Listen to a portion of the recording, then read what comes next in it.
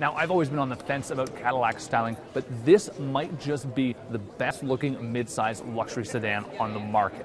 It's got this massive flat-fronted grille, big intakes, and amazing lighting, starting with these LED light bars that run up the headlights and onto the fenders. It's also 5 inches longer, which gives it some significant road presence.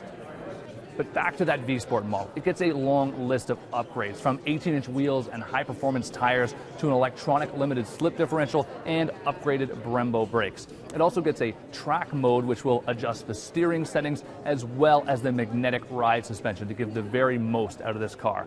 But the most important feature is this right here, Cadillac's new twin-turbo V6 engine, producing 420 horsepower and 430 foot-pounds of torque, and that's mated to an all-new 8-speed automatic transmission.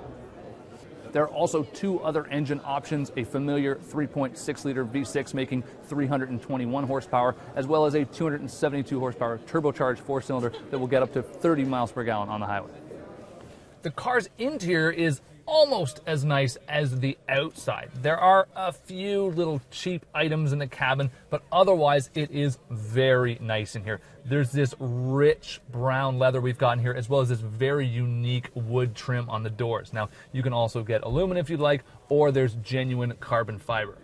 The centerpiece of the cabin with all Cadillac's modern cars is their Q infotainment system right here with tablet-like controls, meaning you can just zoom in on things and swipe through different screens. Plus, you can also order a full 12.3-inch digital dash. Other unique features I have to point out include the use of Cadillac's first automatic parking function, which will do the parallel parking for you. Of course, it also comes with a full auto brake system, both forward and reverse, that will stop the car if it detects a collision.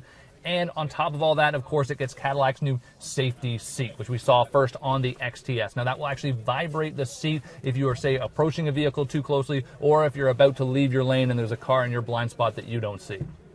Like with the ATS, Cadillac is targeting driving dynamics with this car, and one way they're doing it is through lightweight. They've actually managed to shed over 200 pounds compared to the previous generation model, and that means it's actually 200 pounds lighter than the current lightest car in the segment, the BMW 528i. And of course, all of that means it should be an agile machine. Cadillac is promising as much, and we really enjoyed the ATS, so we can't wait to get this machine on the street, and of course, hopefully, on the racetrack too.